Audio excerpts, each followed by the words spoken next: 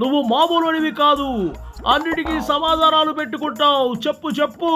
ఇక బడుగు బలహీన వర్గాల కోసం నిలబడిన పార్టీ ఈ ప్రపంచంలో ఏదైనా ఉందయా అంటే అది ప్రజాశాంతి పార్టీ. అందుకే నా పార్టీలో చేరు అని బంపర్ ఆఫర్ ఇచ్చాను. ముందు అసలు నీ పార్టీకి ఒక దిక్కు బొక్కు ఏడిస్తేగా నీ పార్టీని అంతా కామెడీ పార్టీగా చూస్తున్నారు.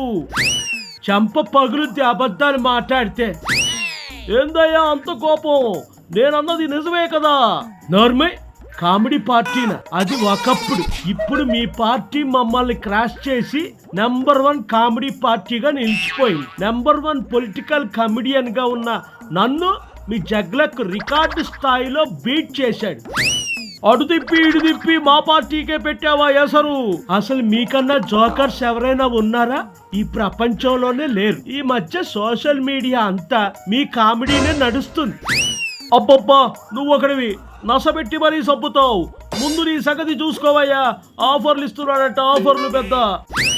ఇదిగో అంబోతు, నాకు చిరాకు తెప్పించుకు. 155 దేశాల ప్రెసిడెంట్స్ కి బ్లెస్సింగ్స్ ఇచ్చిన వాడిని చులకనగా చూడకు, దెబ్బైపోతావు.